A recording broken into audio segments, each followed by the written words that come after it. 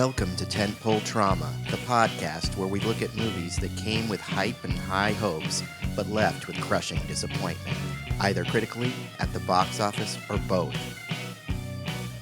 Freed from the weight of expectations, we seek to examine these underperformers under a new light, parsing through the good, the bad, and everything in between with the hopes of gaining a better understanding as to why they failed to find their audience.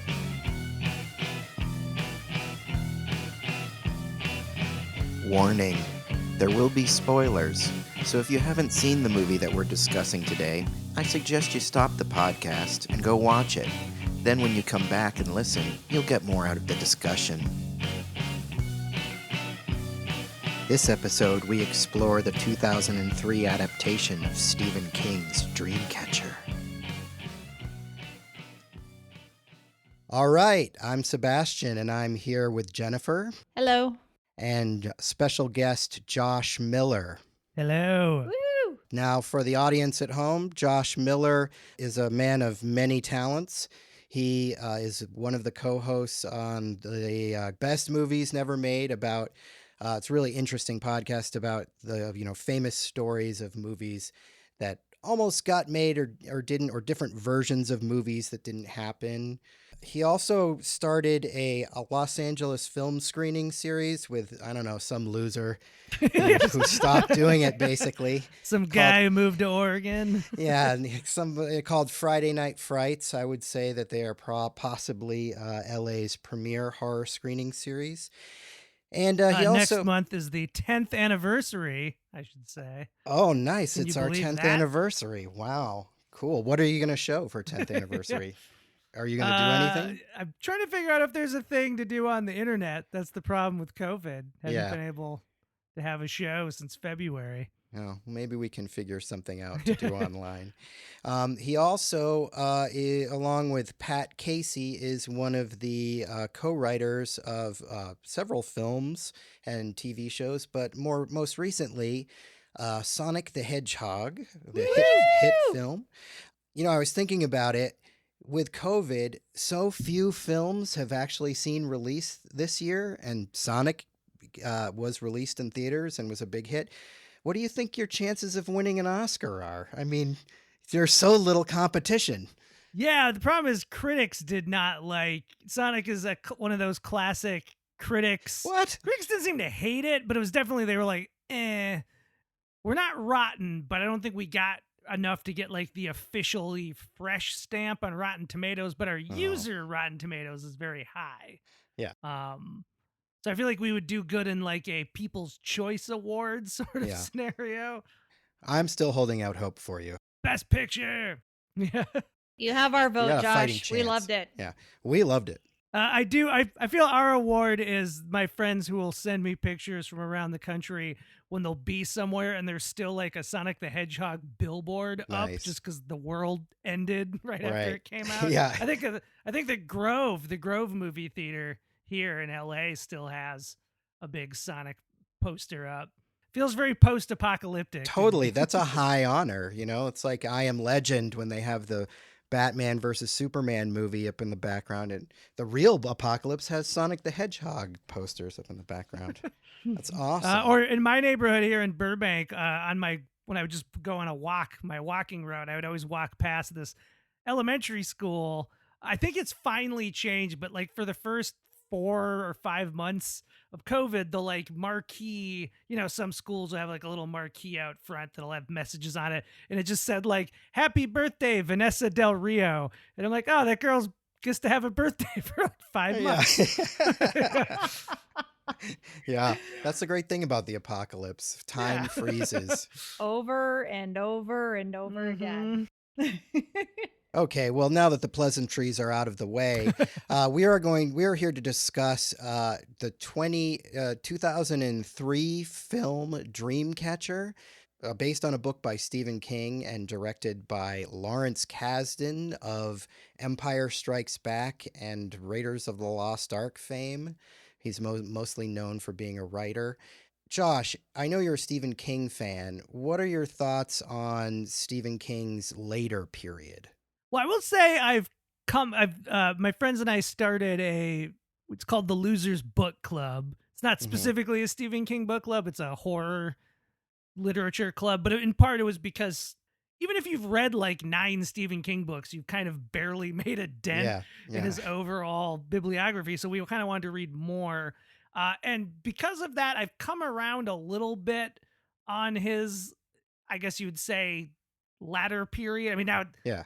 now so much time has passed that it's almost his main period, really. Right. But just like growing up, I loved him, in kind of middle school, junior high, early high school. I feel a lot of Stephen King fans have that in common as kind of Yeah. the age you really got into him. And I don't know if it was, I'm sure it was a little bit of a combo of his post sobriety maybe changed his writing style in subtle ways I just wasn't into, and maybe the age I was hitting, but just like I wasn't into a lot of his 90s stuff. Yeah. Um, but now I would say, as far as things, I'd say Joyland is actually one of my favorite Stephen King Hmm. novels. But in our book club, we also read The Outsider, which the TV show is based on. Yeah. We watched the I show. wouldn't say the novel's like great, like The Shining great, but it's a real cool book and it's a very fun premise. Hmm. What else? We read From a Buick 8, which is maybe my least favorite Stephen King novel, which was like right after Dreamcatcher. Yeah, yeah, Uh,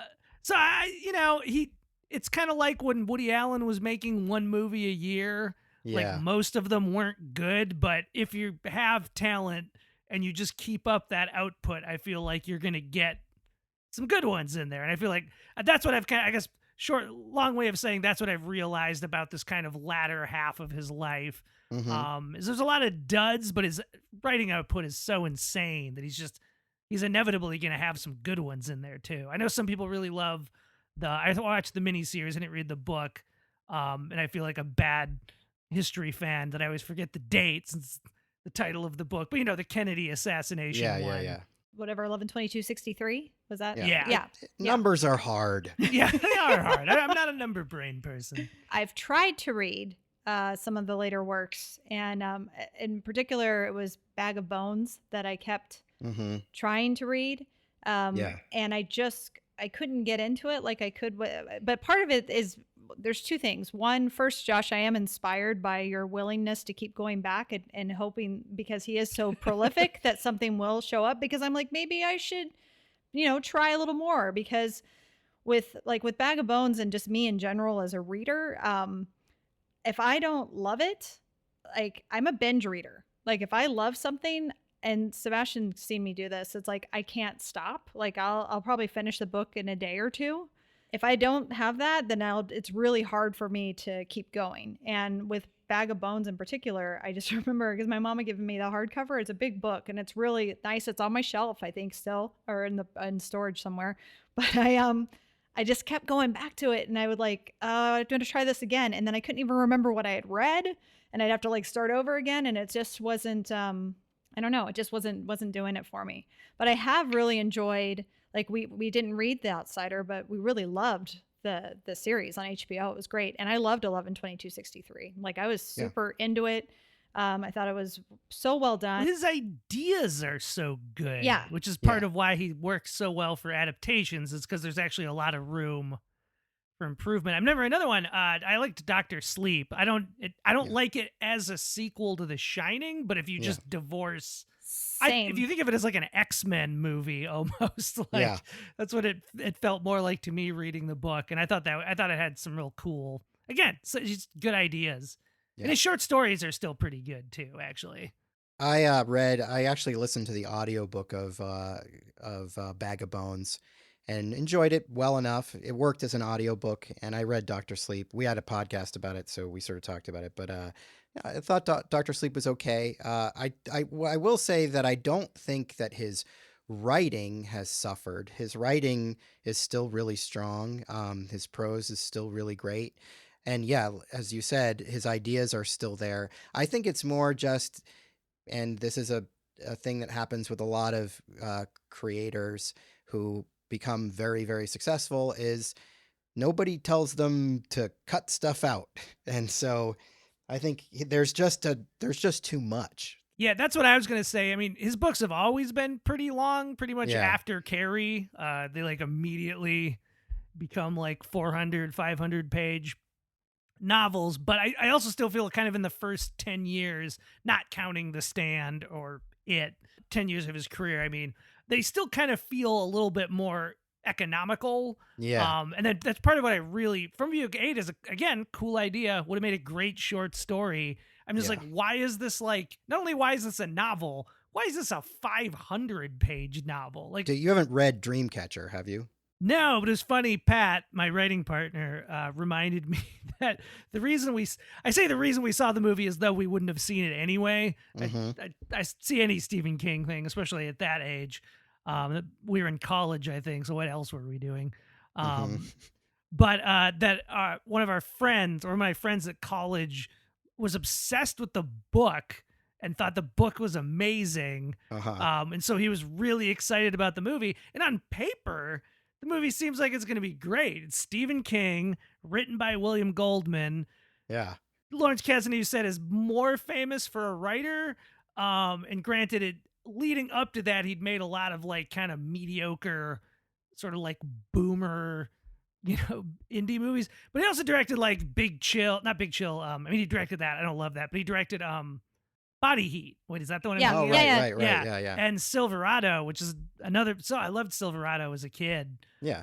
So I was like, oh, this movie, how can it go wrong? Two things. One is like we were both hoping, we're like, well, maybe Josh read the book, because I got this wild idea, like I think, was it during the first watch? Yes. I was like, I'm gonna read the book. And Sub's like, there's not enough time. And I looked it up and it's like 600 something pages. And I was like, oh, I guess I'm not. Yeah, that wasn't going to happen. I hope Josh read the book. He reads a lot of Stephen King. I have questions. I think we can be encouraged by the fact that I believe Stephen King has essentially disowned the book. Because he wrote it in the hospital after he got hit by a truck. Yeah. And it's, a guy who got sober. It's maybe the only thing he's written since getting sober while he was on drugs, because he was on painkillers and stuff. And you can tell. That maybe makes certain elements of the book. Yeah. Because I think the movie is essentially, I think it's fairly faithful, at least to the story beats. I'm sure, again, my friend from college loved the book, thought the movie was horrible. So there's some quality to the book that clearly did not translate to the movie. I mean, I guess just Stephen King's voice. Jen, did you see the movie when it came out in theaters? You didn't, right? No, I did not. Okay. And that's what I was trying to figure out. I couldn't remember exactly when this came out, and it was 2003. And it was I just wasn't. I was at a point in my life where I was working a lot and partying a lot and stuff, and I just wasn't seeing as much horror as I started seeing again just a few years later in the theater. Like if this would have come out in like 2005 or 2006, I would have definitely seen it, because I was seeing all kinds of things in the theater, and that would like all kinds of horror particularly, and that I would have seen it for sure. But no, I did not see it at the theater. I did not see it in the theater either, but I was working at Cinephile Video at the time. Cinephile was sort of a hipster video store in West LA. It's still there, I believe. Great selection of movies. I did not see it when it came out, but I remember when it came out because a friend of ours, Brett Berg, I believe, saw it. And we had a category of movie at the store called Holy Fucking Shit. Yes. And Brett excitedly came into the store having seen it, and he was like, I saw Dreamcatcher. It is a holy fucking shit. So as soon as it came out on DVD, we all got together and drank a bunch and smoked a bunch and watched it and were blown away. The one genuinely positive thing I can say about it is that it's always exciting to me when a studio, for some reason, I guess again, clearly it was Stephen King, and they got William Goldman to agree to write it. How did that happen? But whatever. They just threw money at him. I guess that's what I'm saying. It's like a movie that this insane, like it's like a Frank Henenlotter level of just like absurd, inappropriate ideas. And they spent like $70 million on it. And this was in, $2002. Yeah. So that would have been like spending $100 million on it now. Yeah. And it made like a fraction of that. So it was definitely a giant flop, which is kind of surprising when you consider the pedigree and everything. But I mean, I think it definitely. I think it was. Well, first it was his Wyatt Earp movie, but then with this, I think that pretty much killed Lawrence Kasdan's. I mean, he directed other movies after that, but they're all very small movies. yeah, I think this killed his chance to give a studio, to let us have a studio give him some real money to make something. yeah, he said this movie broke him basically. He was really depressed with the critical response, which I have to wonder, did he watch the movie? Like, what did he think the critical I response don't. was going to be? I mean, I don't want to get ahead of us as far as Yeah, talking about the movie, but there's definitely several things, more than even just several, many things in the movie where it's hard to know how a movie's necessarily going to turn out when you're yeah, like in the mix. But I do feel there's a level of like weird, dumb ideas where it's hard to imagine being on set and not being like, I don't know about like, is this yeah, basically every second Donnie Wahlberg's on screen? right. I'm just like, how could you have been in the room and thought like audiences are gonna love this? Or was it just like, it was either completely unaware, or was it just like that? Yeah, it'll be okay. Yeah, it's gonna work out. Once the film, it's gonna all play out. It'll be fine. They'll love it. They'll love it. Like, I feel like it was either one or the other. Like completely like not high on their own supply and like not seeing it at all. Well, I was also trying to think of while watching it, because I feel like a lot of times you'll get these sort of baffling disaster sort of movies, but you realize they're like on the heels of some other successful similar movie where Yeah, everyone was like, especially like in the wake of Star Wars, that's where you get all these kind of like bad, expensive sci-fi movies, but it was because everyone had convinced themselves like, well, just remember how everyone thought Star Wars was going to be a disaster. Like all the yeah. executives and other studios were just like, this is the stupidest idea I've ever heard. I can't believe they're spending so much money on it. But I couldn't really figure out what Dreamcatcher could have been compared to as far as it like immediately preceding it. The only thing I can possibly think of is that they were riding some sort of wave after the Green Mile on Stephen King properties, and maybe they thought with the alien element they would get some of that Independence Day heat or something. I have no idea. Green Mile is also a movie that when I rewatched that, I was just like, woof, there's a lot of Yeah, swings and misses in here. But that one does make sense because that's very much, you're like, yeah, it's like the Shawshank Redemption. right. It's more Stephen King in prison. And that movie mostly suffers from, I think, the fact that it was super faithful to a serialized novel. Like Yeah, that would have been a good like Netflix limited series, like Queen's Gambit or yeah. something. But it's just as a movie, I just felt like it had so many emotional starts and stops, and it was so long. It's way Yeah. long. I did see that in the theater. I remember that. That was, yeah. Oof. All right, well, are we ready to move on to the film itself? Let's do it. Do it. Okay, so this movie starts off right away, you know you're in for a weird time because the opening scene, or at least one of the opening scenes, is where we get Thomas Jane's character, who is a therapist, and he's, on the therapist couch with his patient, and the patient is going on this rant about Carl's Jr., how much he loves Carl's Jr. Ranting about Carl's Jr. and it has like a very like 80s sex comedy juvenile fat guy joke where the guy Uh-huh. breaks the Yes. therapist couch when he's like Right. getting up Yes. after Tom Jane's like fucking with him. Yeah.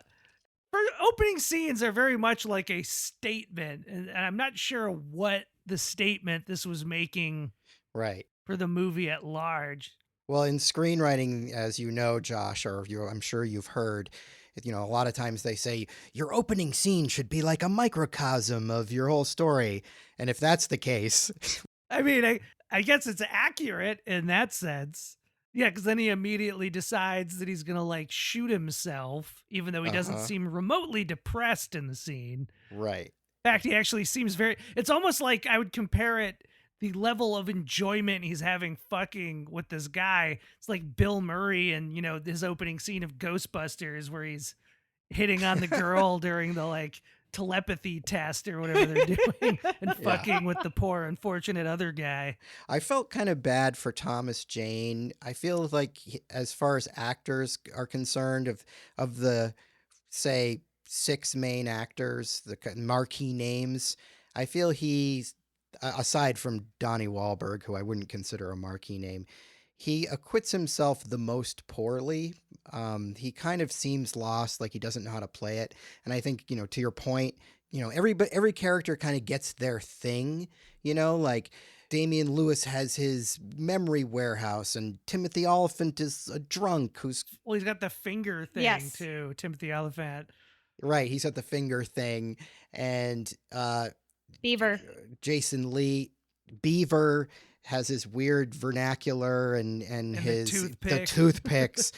Yeah, they all have like a thing, and I feel like Thomas Jane's thing is that he's suicidal, and it doesn't really work. Suicidal thing is like also it kind of maybe he's drawing a little bit well I guess because King wrote it, so no, but I mean that's the whole crux of The Big Chill is they get together because their friend killed themselves or whatever. I mean, the opening it's also very confusing because I couldn't, it'd been so long because I saw it in the theater and then I watched it again right before this podcast. So I couldn't quite remember what the deal was with Damian Lewis's character because I remembered the like kind of split version of him. Mm-hmm. But then I was like watching it again. I'm like, oh, so he dies in the opening and then he's like imaginary in the rest of the movie. And when they first show him again, when they cut to them up at the cabin, I'm like, yes, he's imaginary. But then everyone's talking to him. And then I realized, wait, he just didn't die when he got horribly hit by that car. But they like, I feel like they explain that he didn't die so much later in the movie, unless I missed it.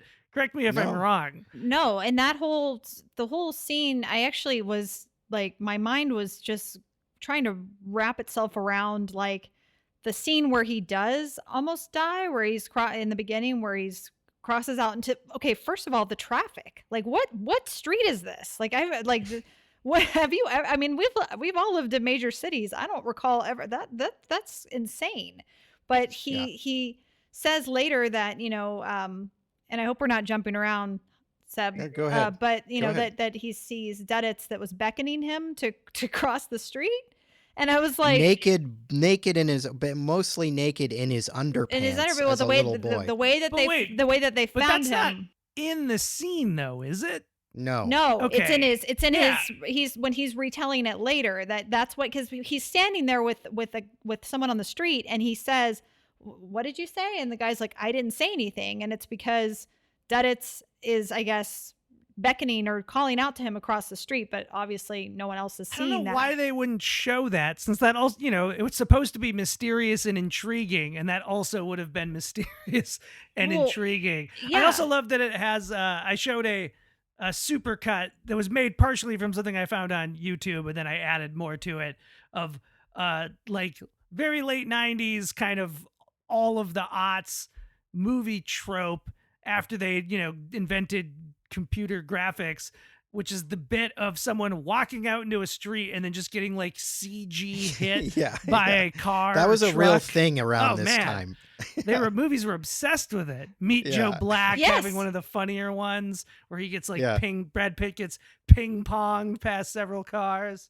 Yeah. Yeah, and then but what I was like really struggling with later is that I'm like, well, because he even says, he was like, Duddits wouldn't want, when he's recounting this at the cabin, he says to Thomas Jane, like, Duddits loves us. I know he would never want to hurt any of us. And I was like, then why was he getting you out in the street? Like, was Duddits trying to? Well, it's like, it's part of some master plan. But I'm like, Yes. what though? How Yeah. did that help anything? So he didn't have to deal with Mr. Gray. I don't know. I don't know what I wanted. That's when I was like, I need to read the book.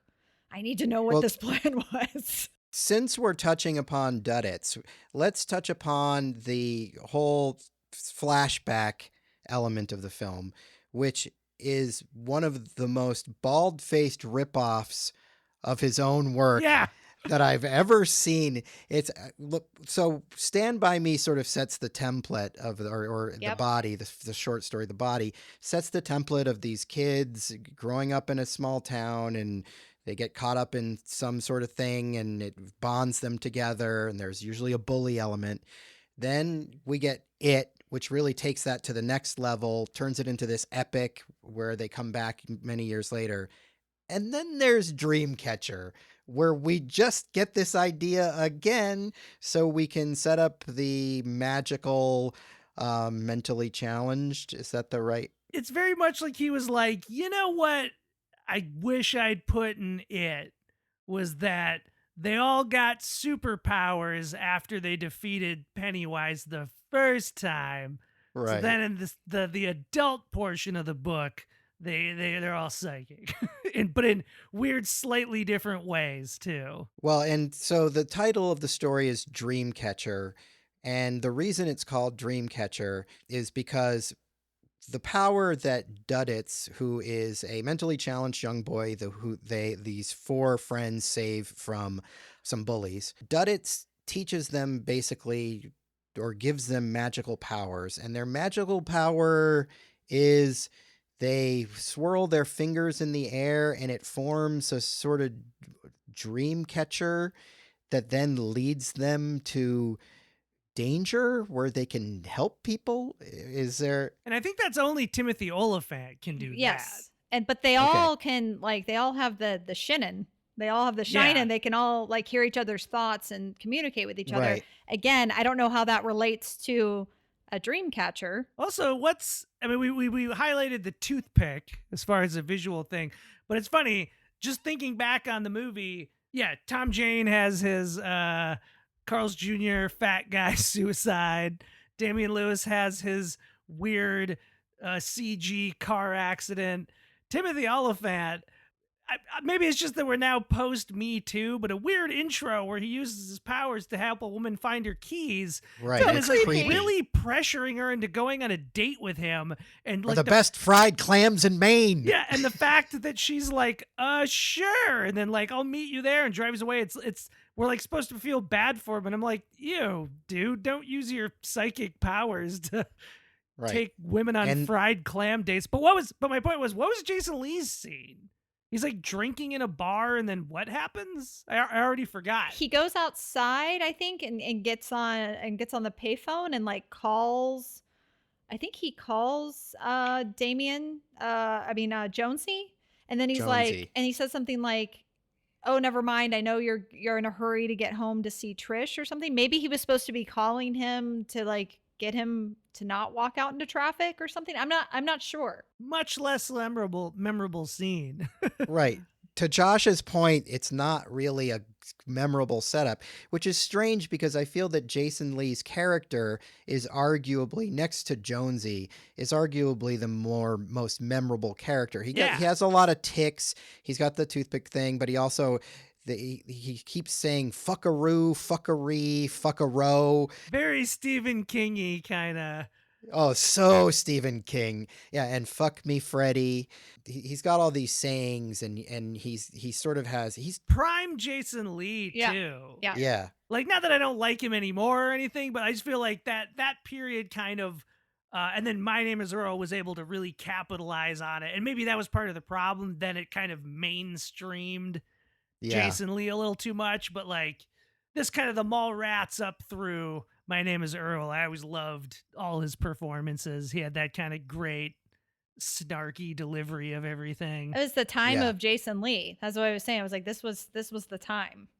It's also weird too looking at the cast, because like now the cast, you're like, yes, this notable cast, but I had to kind of dial back the years in my brain, and probably because who knows where all the money went on this movie. And I'm like looking at it and I'm like, oh, very clearly they did not have money to spend on the cast after like Morgan Freeman, basically, because like Tom Jane, I mean, what, he was coming off of Deep Blue Sea, like he wasn't Right.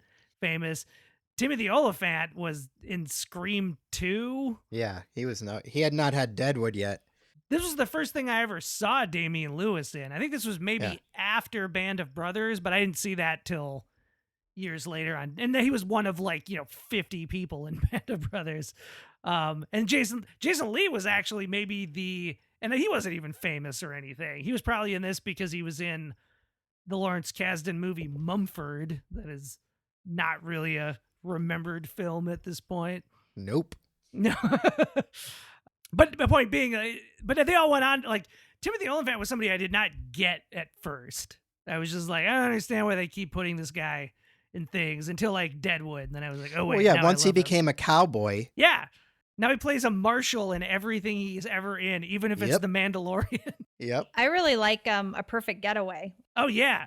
That was one of the movies that really turned me around on him, actually.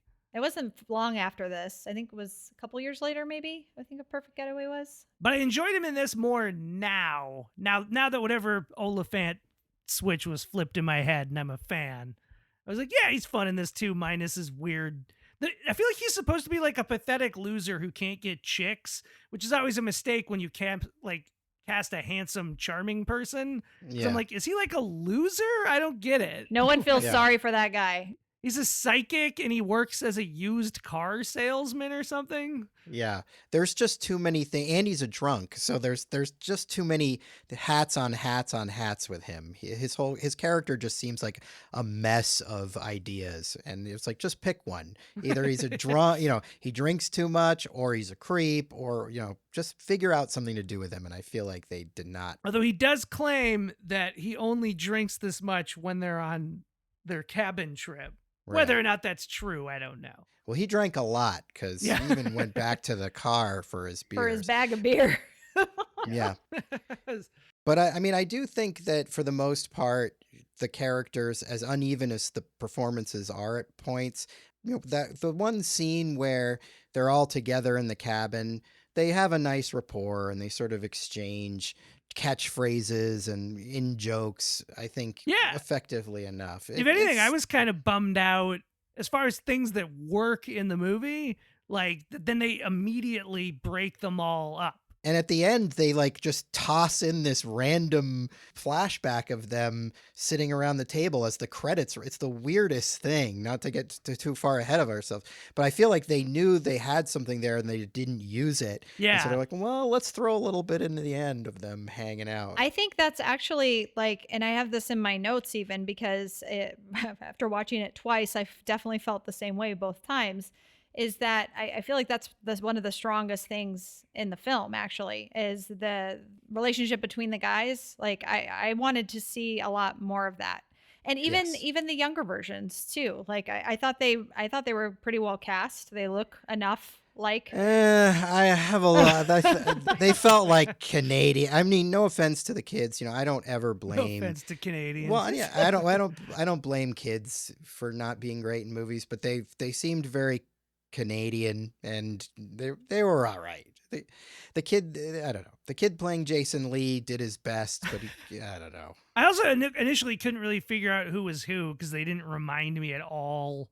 Yeah. Of the adult versions. But watching this movie is funny because I watched this after we did on a Best Movies Never Made podcast. We did unmade versions of it, and obviously one of the big things in that was always the trying to do it all as one movie. And Dreamcatcher, I feel, really highlights that it just won't work. Like, I didn't, and that's kind of not, again, to get far ahead of ourselves, but part of what really fails emotionally in Dreamcatcher is that the whole end of the movie is supposed to be this, like, big emotional payoff to the flashback stuff. I did not care about any of the, like, flashback things. Not at all. What was going on with them then. And I think that would have been the same problem with it. Like, you kind of, if you really want to invest in the kids, you have to tell the full story. You have to be able to spend more time with them. And I can imagine in the novel of Dreamcatcher, even though he disowned it, and I'm sure it's just as crazy. If nothing else, I bet, you're spending more time in the past and then maybe care more about how that ties in with the present. I don't know. It doesn't help that nothing particularly compelling happens in the past. Duddits is getting bullied. They save him from the bullies. They befriend him. He gives them magic powers. They save a little girl from a drain pipe. Like that's all that really happens. We don't get any of their family life. We don't get anything from, even of their friendship other than these 3 incidents. So it really suffers. You don't care at all. And it feels about them. very like phony Hollywood too. Yes. Like I don't buy anything about any of the kids, That's what I'm saying. They seem like Canadian central casting, Jen, anything to add about the kids? You want to rush to their defense? I'm not going to rush their defense. I just didn't. I guess I didn't have the issues that you do. All I'm saying is they need to be killed. Yeah. I think we needed to spend more time with them. And I do think the kid that was Timothy Olyphant and the kid that was Jason Lee, you could definitely tell it was those two. Yeah, the other 2 those kids 2. were very confusing. I couldn't keep Henry and Jonesy apart, except for I think one of them kind of had, but they kind of both had reddish hair, sort of. Henry, I'm pretty sure Henry was the kid who sort of had a big round head and lots of thick blonde Yeah. hair. Pretty sure that was supposed to be So Henry, that yes, but so that was a little weak. he did not capture any of Thomas Jane's essence. And one of them was like the fastest kid alive, but That I was feel like Pete. that had nothing to do with anything in the present, did it? No, he No. wasn't running Shouldn't that anywhere. have paid off where he had to run real Run? fast? He could have Yeah. ran off of the ran away from the snowmobile or something. I don't know. Run Yeah. doing something. How amazing would it have been if they'd pulled an It and they'd done the first movie that's about them getting psychic powers and like solving murders like, Scooby-Doo gang. And then the second movie is this this crazy shit crap? weasel alien Morgan Freeman stuff. Yes. Yeah, I don't think there was any way to turn this into something as successful as it. What you're saying though is that Mike Flanagan should do a limited series Netflix remake. I would love Absolutely. to see him I'm here try. for it. I would love to see him try. If anybody could fix it, It's it'd be Mike Flanagan. That's what I Flanagan. wish Dr. Sleep was. I wish they had taken the exact same cast, Yeah. the same amount of money, and just done it as like a 4 to 5 to 6 episode Netflix series. Yeah. All right. So we're at the cabin and we're hanging out with the gang, and Beaver's talking about the blowjob he got the night before, and they split up. There's this. Damian Lewis goes out hunting, and they split up. Henry and Pete go off in the SUV. Not sure why. I think just to go get supplies or something. But this hunter comes out of the woods, and he's a little bit worse for wear. So Damian Lewis invites him into the house, and Jason Lee shows up. And the guy starts farting like crazy. So we enter into this period of the movie where The fart-based section. fart-based horror, basically. It's really, really strange because, farts typically are used for comedic purposes, and they're doing that here.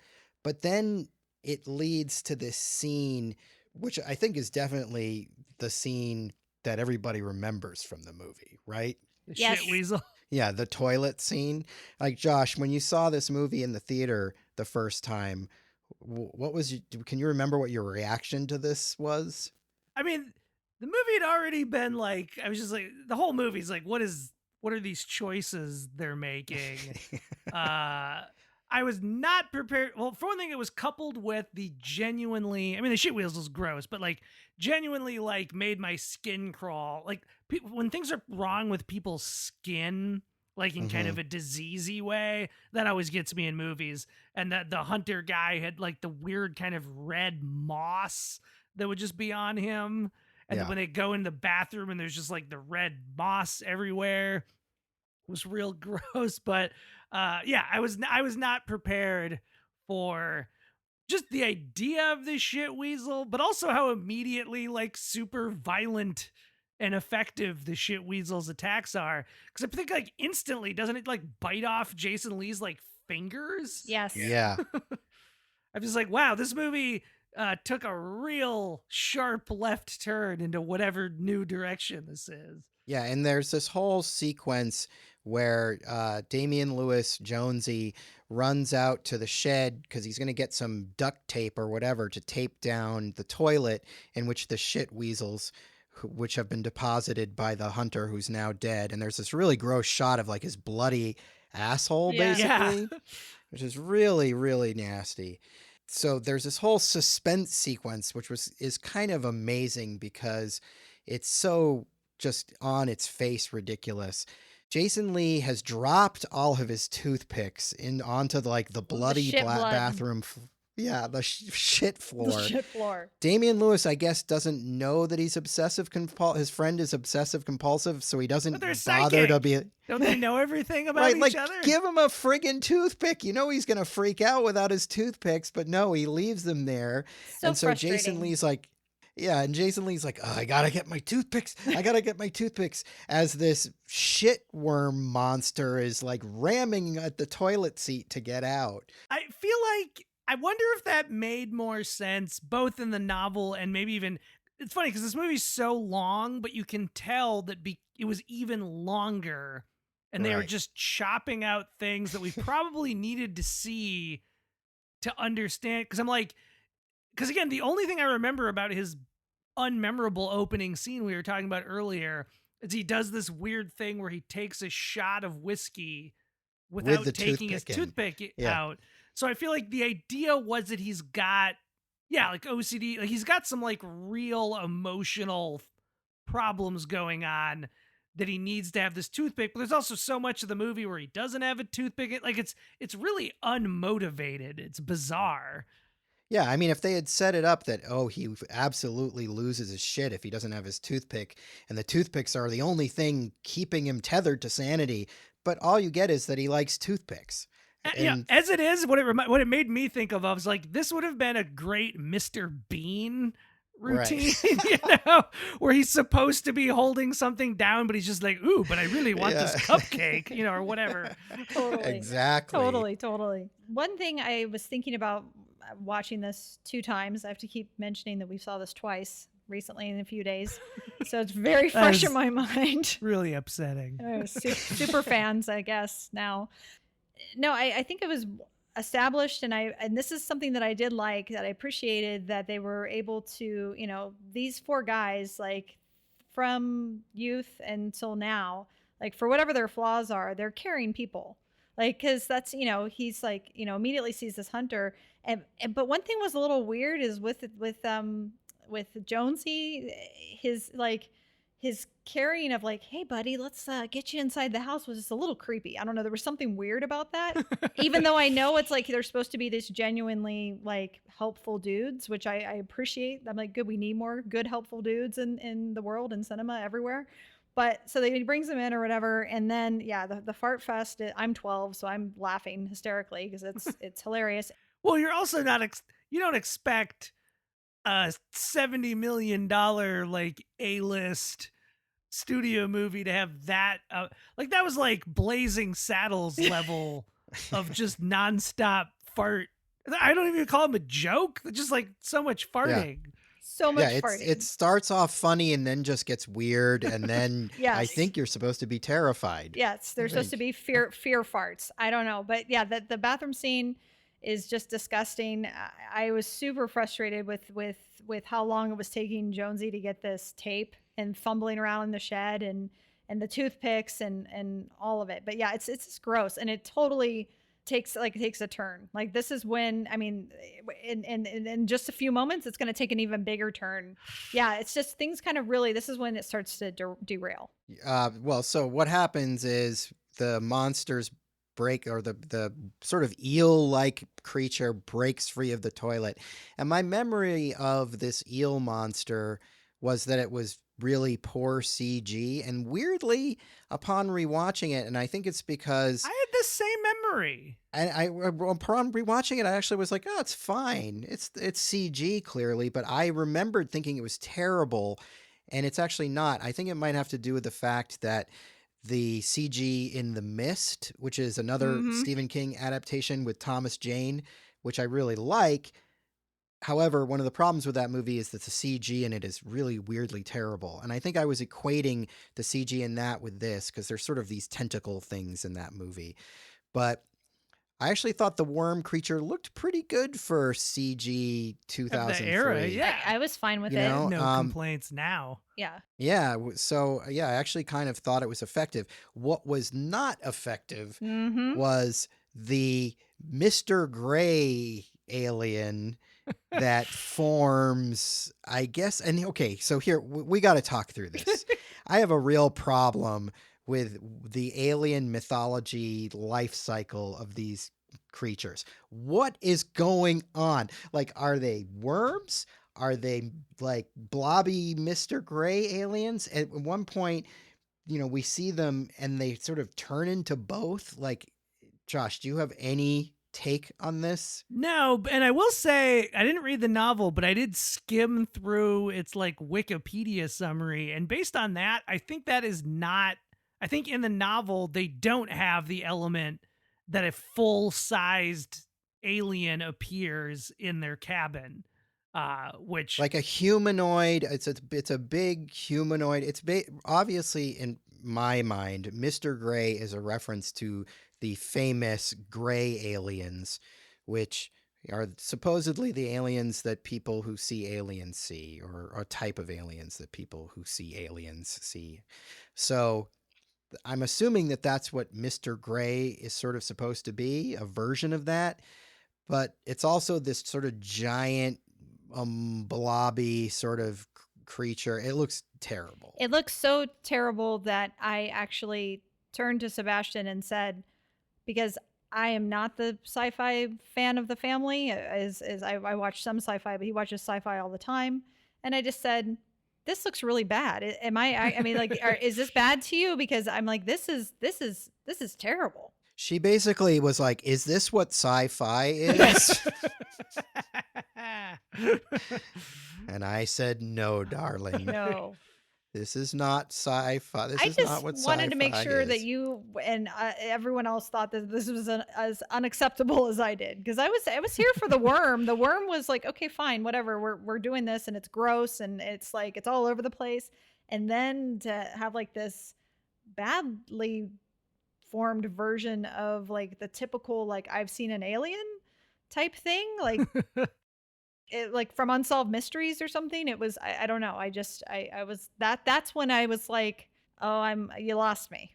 Well, there is no real consistency because then they imply like just moments later, really, I feel that that's not even their real form.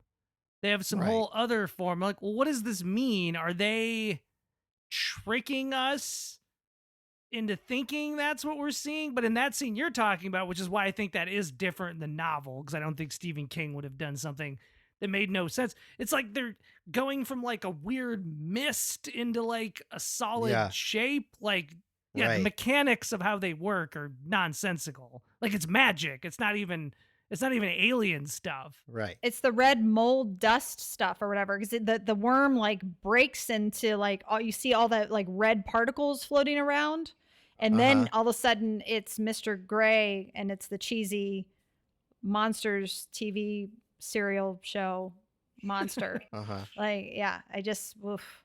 And or maybe it's supposed to be that like we with our human eyes, like that's all we can take in, like we can't handle Right. what they really look like. I don't know. I think shit weasels is pretty bad. I mean, you don't need to get any worse. They show us what they really look like later. Again, I don't want to necessarily jump too far ahead, but we show them where they're in their Mr. Grays, and then they turn. No, but back then they into- sort of turn back into worms. Yes. So they're even like then, it's giant not shit. clarified. Yeah, Yeah. And they like go right up into the spacecraft. They fit into it. Well, let's talk about, because it's pertinent to what sort of happens here, the memory warehouse idea. Now, Jonesy, who becomes our sort of main antagonist, played by Damian Lewis, has in his mind a place where he stores all his memories. And they have this conversation in the cabin about, oh, you didn't throw away Blue Bayou, which is another like painfully Stephen King Yep. idea that these kids in the 90s love Roy Orbison songs and comfort mentally challenged children with it. But so Jonesy has a memory warehouse. This idea will resurface in Dr. Sleep, You can consult our previous podcast where we talk about the memory warehouses and that. Used better in Dr. Sleep, I would argue. With the lock boxes, yeah. Yeah, well, they actually have their scenes with actual, like, a very similar to this, where it's a warehouse. But so Jonesy is possessed by an alien, and he sort of he retreats into his memory warehouse. Specifically, and this even gets confusing because he goes into a room in his memory where he's like in the cabin or something, and he can look through the window and see what's going on, and it's the same shit, different day room. I mean, I like the idea. I'm not remembering what parts you're talking about of Dr. Sleep as well, with Abra and stuff, right? Yes. Yeah. I like the idea of it, and it's fun to have. Yeah, the idea that Mr. Gray took him over, but because they have this special psychic power, he's like still in there somewhere. And he's like the memories about Duddits that Mr. Gray is trying to get Jonesy's like able to keep in his extra special office area. I mean, again, it's so weird. I wouldn't say it's nonsense, because that at least you can follow. I was never confused by the mechanics of how it worked. And I mean, and like, also when I saw this, I didn't know that Damian Lewis was English. Yeah. And to Jen, I think something you were saying before, like, I think his accent's very good, and he's played American parts very well in other things. He sounds like a member of Monty Python. But sometimes, like, when British actors are doing an American accent, it's like there's still, even if the accent's good, there's like some odd, like, unnatural quality about his performance. And that's how I feel about the character of Jonesy. But I remember at the time being really impressed by this guy's fake English accent. I should have known that he was actually English. But I don't think that accent he's doing when he's Mr. Gray is his English accent. No, I think but he's doing an exaggerated. It's easier, I think, when you're English to do other English specific accents. I don't know. That's actually a part of the movie that I felt, I wouldn't say it was successful, but I was able to lock into that subplot better than some of the other ones. Like Thomas Jane, who's basically he's basically our hero for the whole movie. I kind of just like stopped caring about everything that was happening with him. Well, first of all, I do want to say I really do love the memory warehouse as well. And it's Abra has like a little, in Dr. Sleep, she has like the file cabinets, but then Rose has like the cathedral, which is much more grand and has like card catalogs. And that's what the memory warehouse reminded me more of. So yeah, I think that totally worked as well. I don't have any problems with that part. What gets me every time that I watch the film, and I just enjoy it so much, is Jonesy first gets taken over by Mr. Gray, and he's on the snowmobile, and he does like this turn to the side. Like snap move with his head where suddenly he's like smiling maniacally. It's pretty amazing. I could watch that on repeat for a little while. Why is Mr. Gray English? Is there any? It makes no sense at all. Why would he be English? Just because Damian Lewis is English and can do that? I do wonder what it is in the book. It wouldn't surprise me if it was in the book, though. I mean, he was also whacked out of his mind on painkillers, so. Sadly, we lose Jason Lee here because he gets killed by one of the worms, which I feel his loss in the movie, honestly, because he is kind of I think I liked his character the most, even though he's a little bit annoying with all of his catchphrases and in-jokes, but I feel the movie loses something when it loses him.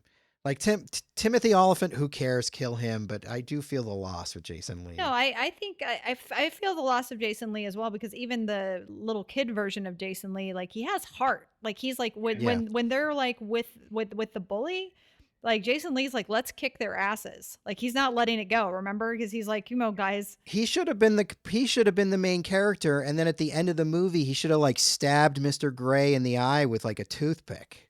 And then we could have seen all along why he held on to those toothpicks. And then it wouldn't have been a tentpoletrauma if it would have had that ending. Like, it would have been, it wouldn't be. People would have flocked to the movie if it had that in it. Yeah, I was sad with Jason Lee's loss as well. And I gave a shit when Timothy Olyphant goes too. I wasn't ready to lose him. If he's not a cowboy, I don't care about him. So we can't go any further without talking about Morgan Freeman and his magical prosthetic eyebrows. Or maybe they're not. Maybe those are his real eyebrows. I think they're fake eyebrows. Maybe he just grew them out for this. Just I'm grew getting 'em crazy eyebrows in my old age, and I'm telling you, they can happen. So you're gonna look like, I forget, from David Lynch's Dune. I just feel like there was one of those. Yeah, I'm gonna look guys. like Pytard de Vries, the Mentat. That's a little Dune humor for you folks. But yeah, this whole part of the movie, and we can just kind of like talk about it in a big lump because I don't feel it's worth discussing too much. But this whole element of the movie, it's really hard for me to focus on. First of all, it seems like Stephen King doing a drugged out take on Tom Clancy, because it's like, I feel like he was like, my main competition. Tom Clancy. Well, Clancy, I'm going to outdo you at your own game with my character, Morgan Freeman. I don't even know his name, but it's just friggin' Morgan Freeman. Now, I do enjoy watching Morgan Freeman chew scenery, which he does pretty ably in this movie.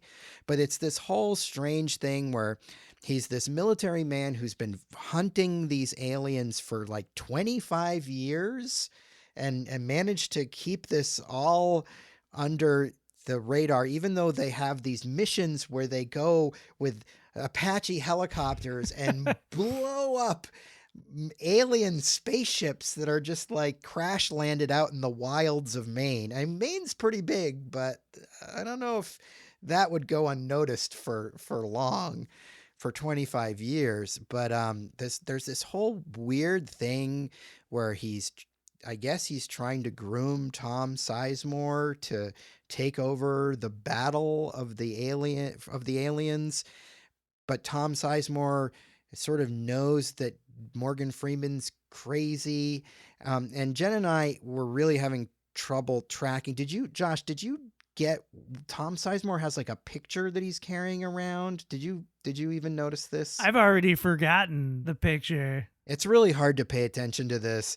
I'm not even sure. Jen, did we even, after watching it 2 times? No, we didn't figure out what it is? We didn't figure it out, and we didn't care enough to try to figure it out. I'm Was it pretty like sure about it's his, just like, his family. His dad or something? It's not He's made trying to clear at all. Do right by his family legacy. I'm just making this up. I don't know. Trying to think what it might be. Seth thought maybe Your it was version's his just as good family, as like what's his in wife there. and kid and him or something. I don't know. Yeah. I just he just keeps looking at this picture. The only reason why it matters is because later Thomas Jane ends up in their concentration camp quarantine area, and he gets into Tom Sizemore's head, sort of psychically, and he's like, he's crazy, right? And like, is this what so-and-so would want you to do? And he drops a name, and I'm assuming that the name Thomas Jane drops is the person in the picture that Tom Sizemore is carrying around. No one cares. I don't care. You guys don't care. But it was just one thing that even having seen this movie this many times, I have not been able to figure out what the hell is going on there. There's so many half-baked ideas that are just not fleshed out at all. Even the scene, and not to jump ahead, but the scene that you were referring to with the Toms, it's like, it's so not like, I mean, look, you don't have to spell things out, but it's just like it's just really like he's doing some Jedi mind tricks really quick, and then all of a sudden, like, Tom Sizemore's like, okay, well, I'm whatever you say, Thomas I'm Jane. gonna ruin my whole career. Right. I'm going to turn on Morgan Freeman. I'm going to get you out of here. We're going to trick him and stuff. It's just really... It happens fast. Oh, I'm glad you already mentioned his eyebrows, though, because I was thinking, like, again, the one thing I do enjoy about this movie is the insane choices, which the movie can't even really take too much credit for, because so much of it from the book. But I think they can take credit for his eyebrows, because, like, why does he have crazy eyebrows? Like, it doesn't imply anything or add anything other than the visual that Morgan Freeman has crazy eyebrows, but I just feel those were the decisions they were making across the board for Right. everything. Like we can't just have Morgan Freeman in a military crew cut. Maybe it was Something needs Morgan to be. Freeman's Maybe idea. he was pulling like a Johnny Depp or Tom Right. Hardy, where he's like, "How can I make this character weirder?" Well, and I remember seeing whatever promotional materials or reviews or whatever when the movie came out. It would always be a picture of Morgan Freeman with his eyebrows. So even the press latched onto that weird visual.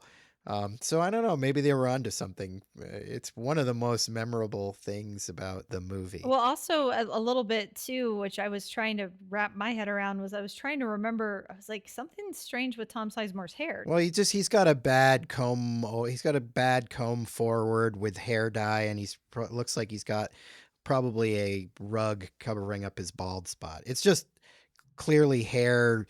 They're trying to fix his hair. It's and fine. It It looks weird. just was something that I was like really like for a while going like, what does his hair normally look like? This doesn't look like. He usually doesn't really have hair. It's usually like a crew cut or something. Yeah. That's what it was. Because I was like, something's odd with this. This is a choice too. Like the eyebrows were a choice. Yeah. The hair was a choice. This movie is nothing but a series of weird choices, which Josh has pointed out. I don't know. You guys have anything else to say about this sort of the military aspect? This is of just this not what I movie? signed up for. Yeah, I'm like, it could have worked if that was the movie. Like, there's a different way to do this entire story that's more from the military perspective. But I mean, again, much like we were saying with It and the childhood flashbacks, it's just like it's too much stuff to cram into this movie, which just leaves it that we don't end up caring about any of the storylines because they don't give them enough love. On, we get Jonesy on the move. He grabs a snowmobile, and he's got Mr. Gray in him, and he's basically on a mission to end the world, which we will find out he's going to do by putting parasites in the water supply. Thomas Jane leaves Timothy Olyphant in the snow, and because they almost crash, and there's this woman in the snow who I'm assuming is a hunter who was with the male hunter. She was. And they got That's separated the or poster something. of the movie, too. Oh, right, it's like right. a creepy shot of her, which is a good image of her just sitting with her like parka hood up, like kneeling in the middle of the road. And that's the first thing she says is I got to get back to Rick, and that's the Yes. hunter, the farty hunter. Right. Farty hunter. So so Timothy Olyphant stays with her, and he even goes back to the car and gets all his beers so he can sort of drink all his beers next to her. And he sort of has this monologue where he talks about, how that woman didn't go on a date with him, and Real incel talk. yeah. And then we get more fart humor here. She's now farting, and she shits out a alien shit weasel, and now it attacks him, right? Oh yes, it attacks him in a big way. Kind of cleverly is defeating it by jumping onto the fire that they're sitting around. But you Right, guys, it yeah. almost bites off his dick. That's like the biggest thing. Honestly, watching it, I was like, did it bite off his dick and he's just not reacting appropriately? Because No, his dick area looks messed up afterwards, but he's not reacting as though that is what happened once he's freed himself. As he was peeing his Duditz's name in the snow, he was spelling. Right. Is that what you guys do in the snow? yeah, I pee Josh in the snow Yeah. all the time. Sebastian's name's got too many letters, so Yeah, mine's Let's go hard to with pee in the Seb. snow. Yeah. Seb. But yeah, I don't think he gets his dick bitten off because, like you were saying, that would require a much more Yeah. extreme reaction. But yeah, there is definitely a focus on the private areas in this movie. People's butts get assaulted. I do People's feel dicks get assaulted. they decided to not leave it to our imagination. I feel each time we get a shot of their like blown out butthole that Yeah. the shit weasel flew out of. I like to think of the makeup person getting to Yeah. design that bloody. I don't know if it was K&B or whatever, but hey, did you work on that bloody butthole today? Like, oh yeah, looks good. But yeah, so then Jonesy ends up picking up Timothy Olyphant, what's his name, Pete. And so he gets him to go on his snowmobile for some reason, but doesn't Pete can immediately recognize that Jonesy is possessed, right? I think so. Yeah, so it's kind of weird because it's like, why does he get on the snowmobile? I Well, think he's Jonesy also a little threatens him. drunk too at this point. Right. Yeah, that's true. He's not just a little drunk. He drank like a ton of Yeah, those beers. he knocked back a lot of beers. I And think then he fought a shit weasel. but also he had Jonesy, Mr. Gray, had already like started zooming past. Thomas Jane is still trying to make it back to the cabin. So remember he like comes, but Thomas Jane hears the snowmobile and he was like, yes, Jonesy. And then he goes, right. You're not Here Jones. they come to save the day. Mighty Mouse. Like he quotes Mighty Mouse. And then he goes, wait, you're not Jonesy. And so then like he jumps like in, you know, on the side snowbank or whatever, and he blasts by and picks up Pete. So but it's sort of a symptom of this movie that things happen and you don't really track how they're happening or why they're happening. Like you don't track why Pete gets on the snowmobile with Jonesy, especially because it becomes clear very soon that Pete recognizes that Jonesy is possessed. And then they get into this argument on the snowmobile, and then Jonesy turns into Mr. Gray or something and eats him. Bites his head off, yeah. Bites his head off. So it's just a really strangely set up scene because we're losing a major character, but it's done in such a way that it's hard for you to even remember how it happened. The only thing I remember about it is because Pete says, because they get in an argument on the snowmobile, and Pete tells Mr. Gray to bite his bag. He's like, bite my bag. And he's like, oh, I will bite your bag. Right. And everything else or something. Yeah. I was going to say, going back to the idea of like being bummed out they killed Jason Lee so early on, it's also just like, because there's this one really random moment, and this also goes to the whole thing with the movie where it's all these like crazy ideas they're just tossing out, and maybe there was more of it in the novel and they just didn't do enough of it in the movie. But we're like, the whole way all their powers work, it's much in the same way they don't explain that Damian Lewis got hit by the car and that like there was something supernatural about him not dying. They don't explain that till like way later in the movie. Yeah. And there's this one great random stupid bit that they only do once in the whole movie, but where Tom Jane's in the car with Tom Sizemore, and kind of like the humor of the idea is that Tom Sizemore's going out on a limb, trusting this guy because of whatever he said about this photo that we can't remember the relevance of. But Tom Jane also seems crazy. And there's a part where he takes the gun that he has and uses it as a telephone. Yeah, and he's like, Jonesy? Is that you, And he's Jonesy? talking to Jonesy hiding in his memory warehouse. Yes. And they only do that type of bit that one time in the whole movie. But I'm also like, well, that's fun. Like, I kind of see how you could have, like, there's a more interesting version of this movie, I feel, where they don't all just keep dying like a slasher movie till there's really only Tom Jane left. Right. Teaming up with the military, which we just talked about. We don't care about their storyline.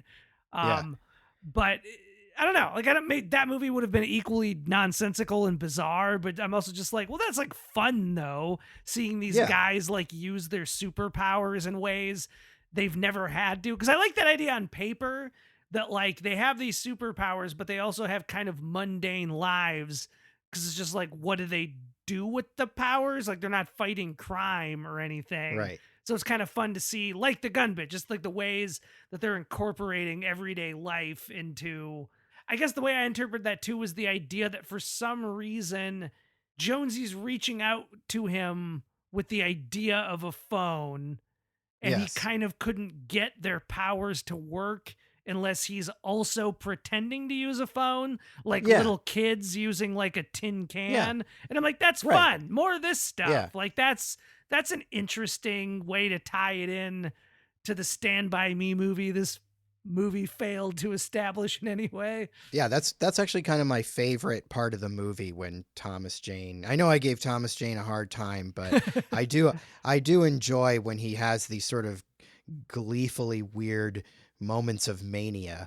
It just doesn't fit with his character. Like they've set him up as the character that's the straight guy, and then he ends up kind of being the weird guy. Well, and that's also the problem, I think, with Tom Jane's whole career is he feels like one of those guys who suffered from how like leading man handsome he is, but he's like clearly he just wants to be he wants to be Warren Oates. Like he just wants to be some weird character, a weirdo actor. that's like you guys saw 1920. Wait, what's that Stephen King adaptation 11, he did recently?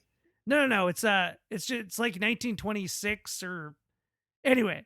It's on Netflix. Yeah, we haven't seen it yet. It's okay. It's very short, filmy or short story as a film, but like his performance in that is so greasy and strange. But like this was a movie I think he helped get made, and that really shows where like his brain is at for what he wanted his career and wants it to be, or him in the Predator. Right. He's like, I just want to be the fucking weirdo. I don't want to be the boring, handsome lead. It's hard not to compare Thomas Jane, especially at this time, to Aaron Eckhart. They sort of existed in the same casting space. You could tell they were probably up for the same roles.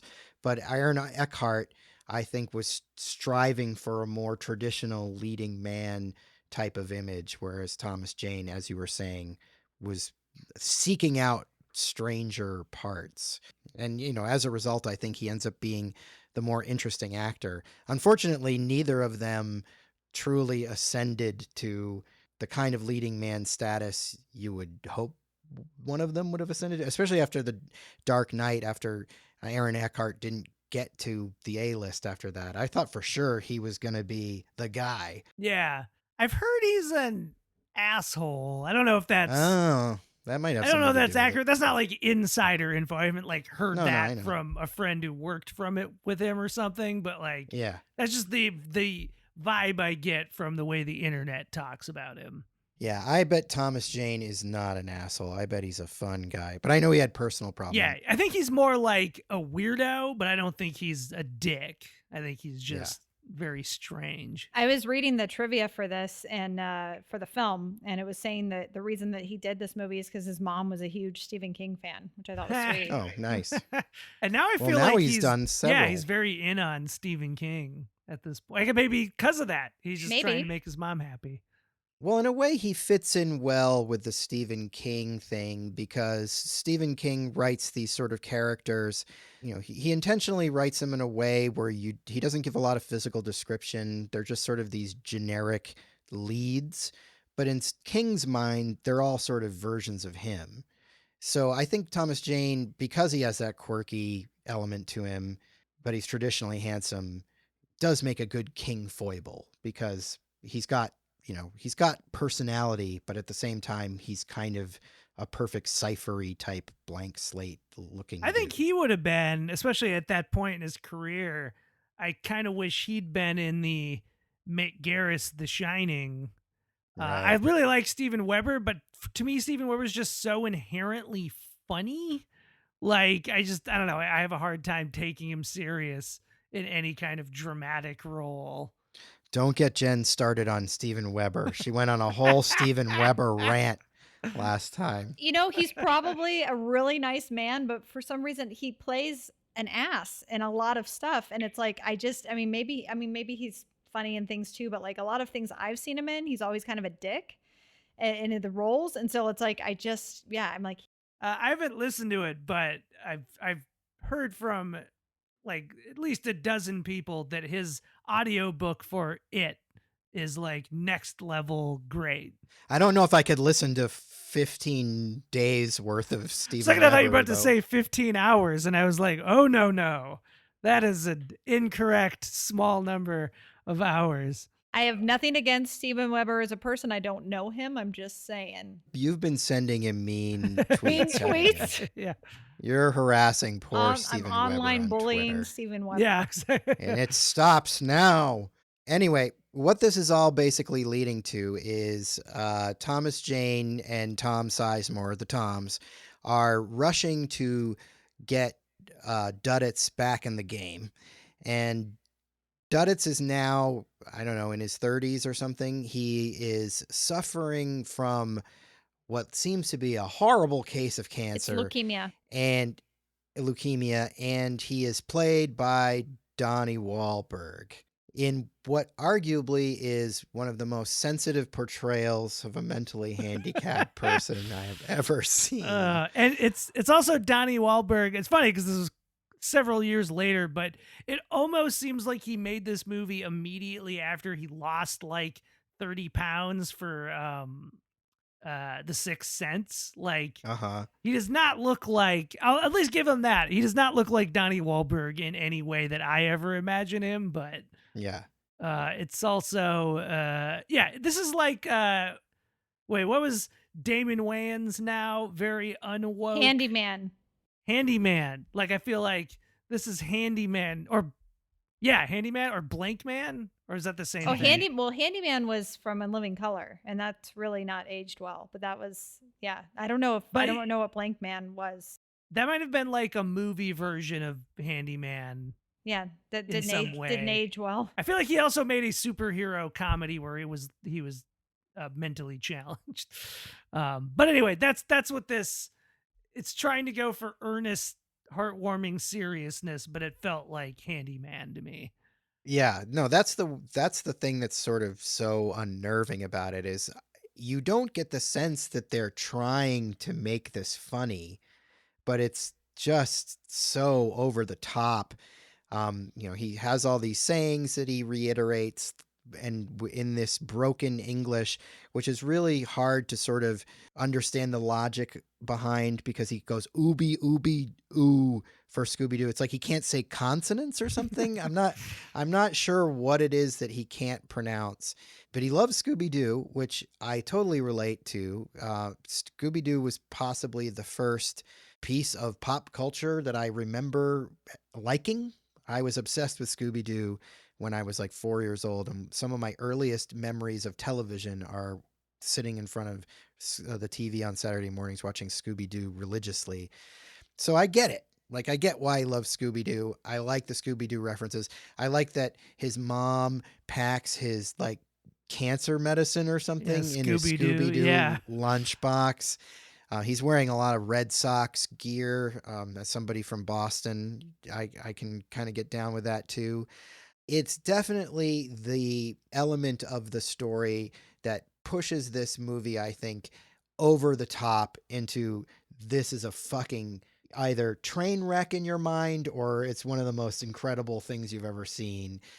Because, I mean, it's all been pretty insane.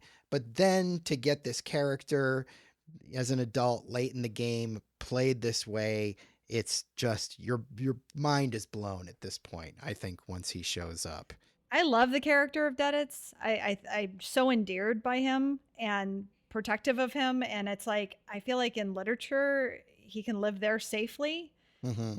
He can't be on the big screen unless you're going to have someone that has like a development disability like playing him, because it's like, even though I'm not even faulting Donnie Wahlberg because I feel like he's doing the best he can, but it's like it's just like it's always so uncomfortable like when any actor that's not having a development disorder or disability, it's just like it feels like you're doing a caricature of someone. And it's just like it doesn't work. It is hard to accept. I mean, I know it's the fact, but like the idea that this isn't supposed to be funny is very weird when you're watching it, because it's the same as they would have done in a comedy, basically. Yeah. I mean, it is more understated, but it's not that far off, I think, of like the classic South Park episode, which is supposed to be offensive, where Cartman decides to pretend that he's mentally handicapped so that he can win the Special Olympics. And there's like that whole scene where he's like perfecting his like mentally challenged person impression. I'm just like, that's essentially what's happening here, really. Or like Simple Jack in Tropic Thunder. Which again is a joke. Like they're Simple Jack is making fun of normally abled actors doing this. Yeah. Yes. Well, I think this was maybe not this movie. I'm sure there were other movies after this that went back to this well, but I feel like this was around the time when this was the tipping point for that sort of thing. At Cinephile, to bring it back to Cinephile, we had a section that paid homage to non developmentally challenged people playing challenged people. I won't say the title of the section because it is probably offensive. Unwoke now. I did Not not come woke. up with it. But, I feel like this was the point where that became unacceptable. I think if they were to make this, try to make this again, which they won't, but if they ever did, I think they would get a real, mentally challenged actor to do it. I mean, we're seeing that more and more, which is great. As they And should. those, right, and they need representation too. So, but yeah, this seems like a uncomfortable reminder of a time in Hollywood that we probably mostly want to forget at this It point. also, though, I agree with everything you just said, but I also feel like this falls into a trope that, and not to harp on King for it, because he's not like he's the only one who does it. But it's like much in the same way as like the magical Negro Yes. trope. There's the like magical handicapped person Yes. trope, of which the Green Mile does both. He doubles up on it. It's just it's so weird once you get to the payoff. It's like the opposite of the Sixth Sense, where once they reveal what's been going on the whole time, rather than the whole movie clicking to place in an interesting way, I was instantly just like, wait, what?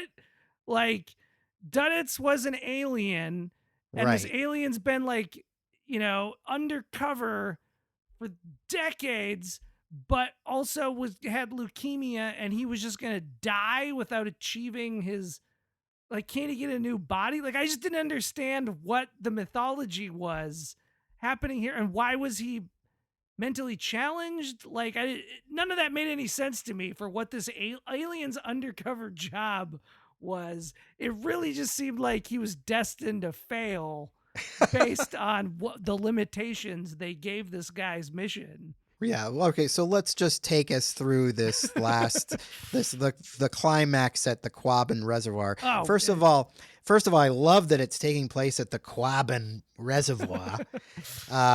It's a real place. I've not been to the Quabbin Reservoir, but it is a real place. So Jonesy has infected a German Shepherd. He's very conveniently has run into a military truck or something that's full of dead bodies. Yes, right? they're Is that taking what from happens? they're taking the contaminated bodies of Right. animals and people, and it looks like some aliens are in there too, like all in the back of this Right. truck. Right, Conveniently, because that's what you do with your alien corpses. You just throw them in a big truck full of dead dogs and stuff.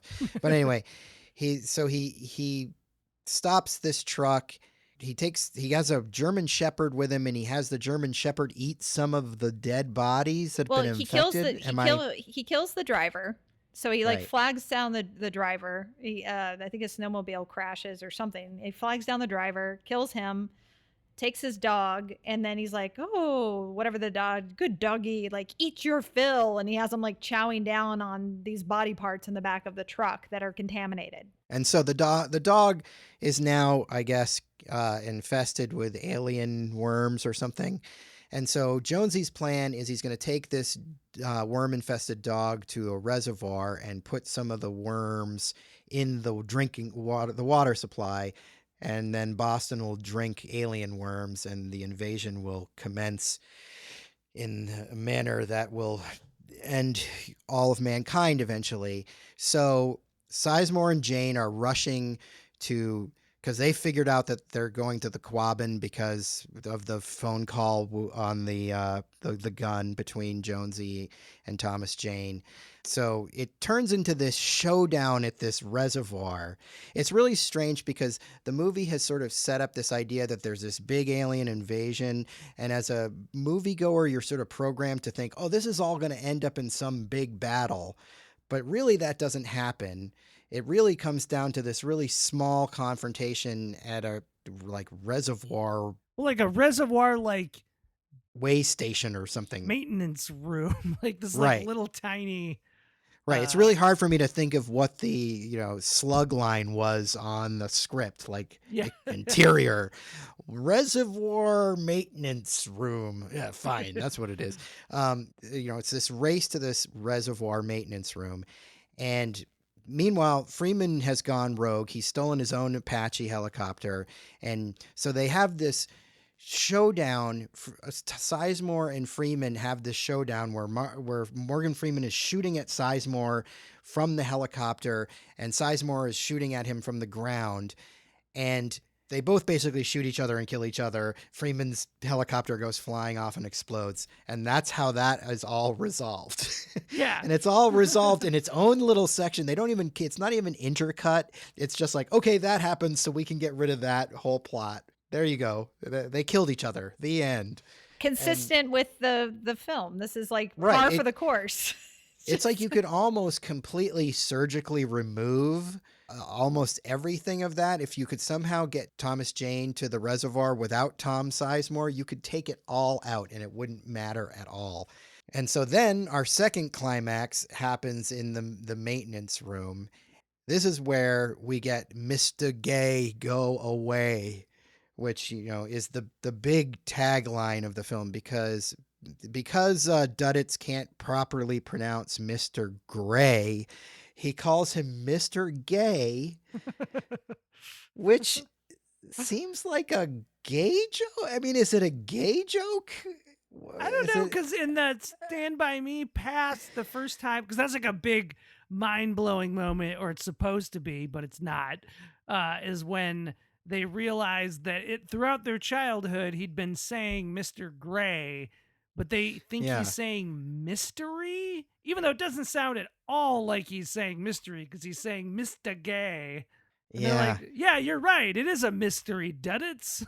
Well, he says it to Jonesy also too when Jonesy's in the ambulance. That's like a Yes. flashback too, where he zooms in. He's like, "Watch Yeah. out for Mr. Watch out for Gay." Mr. Yeah. Gay. Yes. Yeah, and then he says it when they're looking for the girl that they saved that you had talked about earlier, when he gets Yes. his swirly finger thing, because he says we need to find a girl, and Duddit says we need to save the world. And they're like, no, we'll Right. save the world another time, Duddits. We got to find this girl. It's All of this is bad. Like, you're not like, oh, that's what he meant. When it's finally revealed what Duddits was really trying to say, your mind is not blown.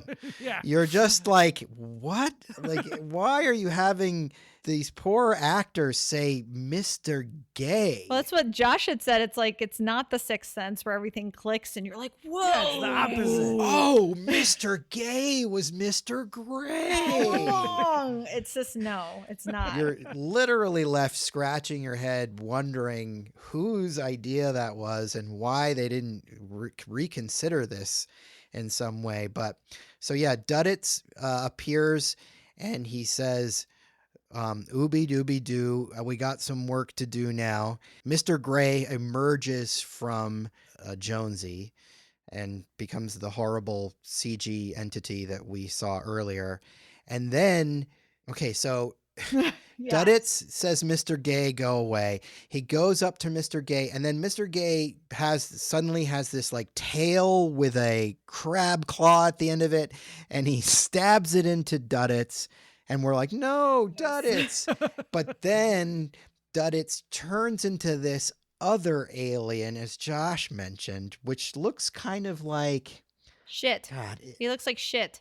he kind of does look He looks like a big pile of shit. he looks like one of the Star Wars aliens that would have been in like Jabba's palace, but would have been like way in the background. It was like just Who one looked like of a the- teriyaki stick or something. some like leftover thing one of the effects companies Yeah, had that they needed to bring in. Right. Yeah. So but he's CG, and he becomes this sort of brown CG alien, and then he infects Mr. Gay, and then they explode into red mist, right? Is that pretty much. Yeah. It's like a bubble encases them, and then there's like the red stuff everywhere, and I don't know. He's Right. So Mr. Gay is defeated, and there's this one last little worm crawling towards the water, the reservoir water. And Jonesy, who has now regained the control of his body, crushes it with his finger, with his boot, and then it's like Thomas Jane and Damian Lewis look at each other and smile, and that's it. The end. And then we get this one little moment of them all together, like a flashback of them hanging out together as the It's like credits a roll. big chill moment. To a really bad score by James Newton Howard. That's another thing I wanted to bring up, is that James Newton Howard's score in this is terrible. It's really bad. It's not suspenseful. It's kind of trying to be electronic-y sounding, but it sounds like 5 years too late for what it's trying to do. It's bad. I'm not really a James Newton Howard fan anyway, but this is some of his worst work. But anyway, so what are your thoughts on the thrilling conclusion of this movie, Josh? I mean, it's fitting in that the whole movie just feels like it's like only making left turns. You know, it's not. Yeah. The story is moving forward, but it never quite feels like it was appropriately setting up anything that was going to happen next. And then the fact that, that we only get adult Duddits, I feel, for like 7 minutes of movie, and then he turns into a big alien, and they don't even really fight, as you were noting. He's just kind of, the bad alien stabs him, which I guess was his plan. Now they're like stuck together. And There's a sort of similar... There's a similar scene in the Matrix Revolutions or something where like Neo and Agent Smith basically cancel each other out because they're like putting their energy into each other or something. I feel like that was a thing at the time. So it's like, it's really vague as to what's happening.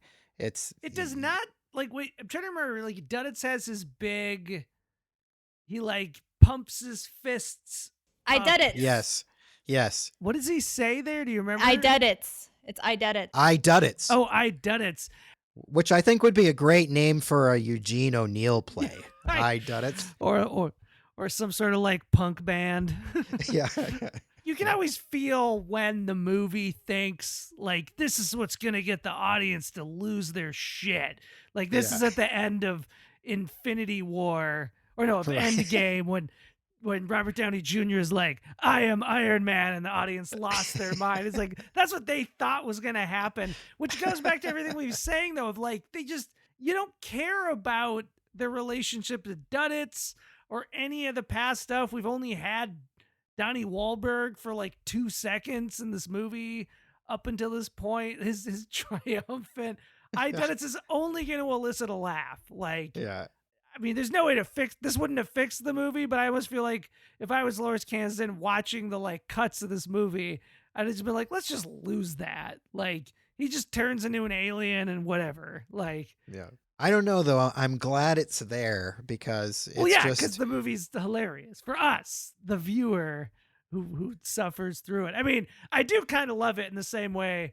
Speaking of Wahlbergs, I love like The Happening. Oh yeah, it's so much, again, all this money being spent for these like sub Corman level, just like the kind of ideas you put in a movie where you don't have money. Cause you're like, all this movie's going to have going for it is the idea that it's so conceptually outrageous that maybe that's what'll hook you, you know? Yeah. That's why I was thinking of like Henenlotter and like Frankenhooker and the sequels to Basket Case and stuff. Where they're just is it brain damage? Insanity. Like the worm thing? Is that brain damage? Yeah.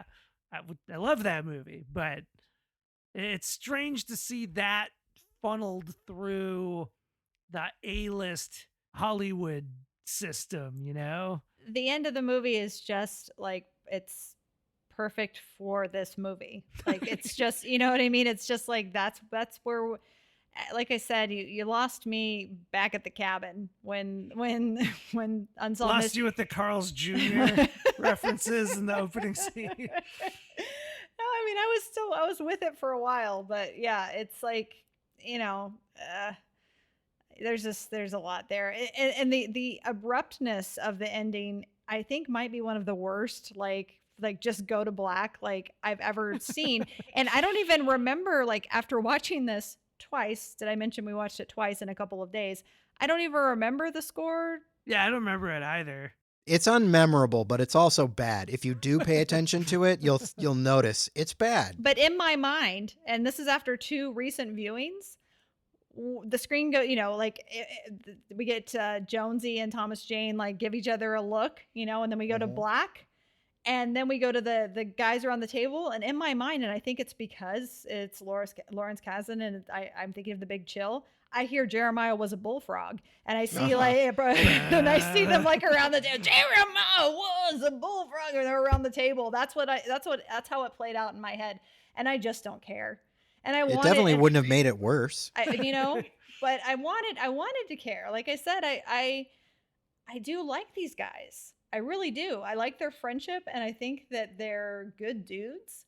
And I just wish that we got to spend more time with them. I wish they would have had their own film, like we've discussed, like It style, because I did not sign up for these ridiculous alien character and the Tom Clancy-ness. I don't want to watch that. I feel like, because the movie's not dramatic, you don't care about anything that's happening, and in that kind of a movie, I get that that's not what they're going for. They wanted it to be dramatic.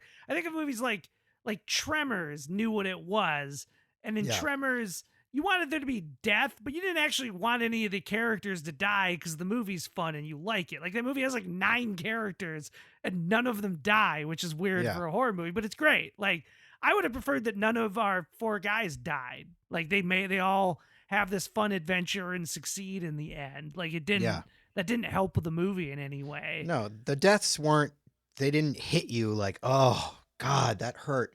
It really hurt to lose Pete. Yeah. You don't, it only hurts to lose Jason Lee because he's such a breath of life in the movie. But Jen, try to remove the fact that we watched this twice in a row and it really, soured you on the movie. You do like this movie though, right? I'm not soured on the movie. I do like this. And as a matter of fact, I'm sure with a little bit of time, I'll watch it again.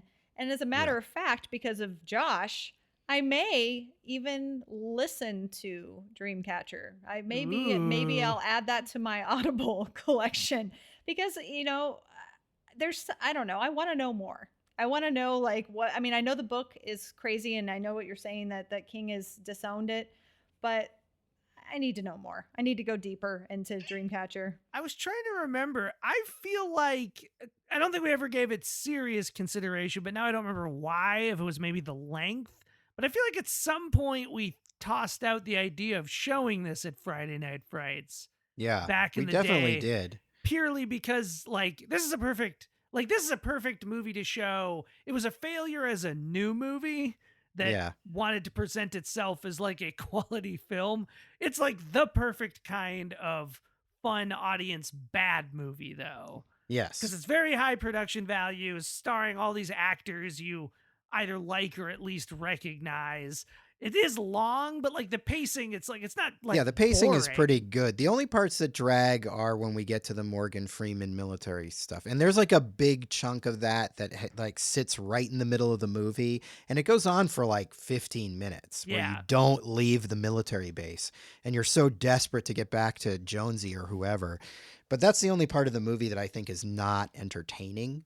The rest of it is entertaining. If you like bad movies and you like the sort of psychotronic weirdness, so bad it's good, whatever you want to call it, like I think it's pretty unstoppable on that level. I think the military base is just the hardest. What kills it? What kills it for me? Like, and because it's long and because that happens, like I really like the first time I started to watch it, I kind of started to doze and I had to like snap myself out of it or get some sugar or something because it's just boring for me and I want to get away from there. I feel like if you could have somehow cut that out of the movie, like I said, you'd at least walk away with a near perfect insane movie. Yeah. It's the only thing that's weighing it down. But I mean, overall, I still have affection in my heart for Dreamcatcher. I have some nostalgia for it just because, I was working at Cinephile and it was it was basically declared the holy grail of holy fucking shit movies. We could talk about why we think it failed, but I think that's pretty Yeah, obvious. baked in. Yeah. Because this movie was made for no one. It wasn't really made for horror fans because there's not really enough horror. Although the shitworm body horror stuff is kind of But satisfying. it's definitely not scary. Not at Like, all. it just Not has even for a monsters. minute. It has creatures in it. Like Right. that's and the shit weasel like that the one that we talk about the scene where the hunter gets there and it's like gross is at least like there's some tension there, but the tension's also very much undercut by the nonstop farting. Farts. Well, I feel like Cabin Fever did that idea better, like gross stuff at a cabin and just keep it at the cabin. But, this movie is so strange in that it touches on all these sort of different subgenres and doesn't really nail any of them. But I mean, if you're a sci-fi fan, I don't think you're going to be satisfied by it because the mythology makes no friggin' terrible. sense. So you're not going to be into that. There's not really enough spectacle to really satisfy you if that's what you're after. The cast is fun, but not that fun. If you're a Stephen King fan, this isn't going to be one of the stories that you're itching to see. I just feel bad because inevitably, just laws of statistics, there are people out there who saw this before it or Right. Stand By Me. So then when they finally saw it, they're like, oh, this is just like Dreamcatcher. Oh, yeah. No. You're right. You're totally right. Yeah. Well, thankfully, I think that percentage, though, is probably pretty small. Yeah, the movie did bomb. So actually, you know what? The movie didn't even really bomb. Like as far as like the number of people who saw it. That's the crazy thing. A lot of people saw it. It was just so expensive. You Right. know? Like Yeah. if this movie had cost $15 million, it would have been a hit. Well, and if this movie had been a hit, like that could have sort of changed the trajectory of a lot of horror movies of that time. Because I remember, and I'm sure, did the greatest movie never made cover the Del Toro at the Mountains of Yeah. Madness? You guys did that, right? Yep. Yes. So it's like that. If this had been a hit, that probably would have happened because there's so many sort of similar elements. Yeah. But I remember specifically being a horror fan at this time, there was sort of a promise of big budget horror happening, and these expensive horror movies just kept failing. The failure of movies like this is entirely why we're kind of stuck in the Blumhouse budget model. And I know this Yeah. from a behind the camera thing too, of trying to just get any sort of, even like a $10 million horror movie, which is like, that's a very cheap movie by industry standards, but it's like, because Blumhouse has had so much success with the $5 million movie model, Yeah. if you're James Wan, you can do it with like The Conjuring. Yeah. I'm not entirely sure. I'm surprised even A Quiet Place got made, and even that's not an expensive movie. It's just you can't really do creature movies with $5 million, which is someone who loves monster movies is a real bummer about the phase we're in currently. So I wish this Yeah. had done well, as I guess I'm saying. We maybe could have continued getting more like A-list horror movies. I just don't understand why this film cost so much to make. I don't know. Nothing about it. Again, I feel like you look at the cast.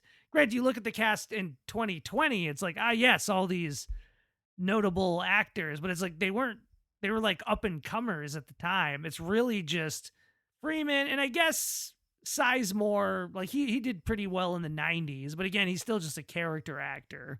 Yeah. He's like, yeah, the guy from Saving Private Ryan and Natural Born Killers and stuff. But and it has effects, but I don't know. Like I still don't. It is hard to tell where the money went unless they paid William Goldman like $10 million to write it, which I hope they didn't, because he did not solve any problems. There are just those movies, though, that are inexplicably expensive. Like, I'm sure you've heard of Town and Country, the Warren Beatty movie that somehow cost $90 million, and it's just like people talking in a like apartment. So, that shit happens. But I don't know. I mean, you guys have anything else to say about Dreamcatcher, or if we said all there is to say? Only that I'm glad we did touch on the fact that there is a part of me that loves it. Like, it's a Right. bad movie, and I feel bad that you had to watch it twice in a row. But I very much enjoyed rewatching it again, but after a long time, where I'd kind Yeah. of forgotten a lot of the movie. It's a once every 10-year Yeah. treat. Like, once every 10 years, throw on Dreamcatcher. And I do think it would be a lot of fun. I mean, it's a perfect, like, either in the theater or just some friends over drinking beer kind of nonsense movie. If that sort of thing is ever allowed to happens happen again. again. Yeah. If we can ever hang out with people ever again, definitely get together with some friends and watch Dreamcatcher. And yes, just to reiterate, I do love it as well. I just need some distance. Yeah. Yeah. Yeah, like all things. It's like when you have, like, a lot of pizza and you're like, that was great, but I probably shouldn't have pizza again for like 3 weeks. Right. And this is like eating a ton of like Taco Bell. Taco Bell and Little Caesars. Yeah. Oh, God. Lil. All right, guys. Well, I want to thank you for being here to discuss this. Jennifer, thank you. Thank you so much. Josh, thank you so much for It's a joining pleasure. us. Woo! Yeah, I'm going to go have myself a fuckery and tell Mr. Gay to go away. I did it.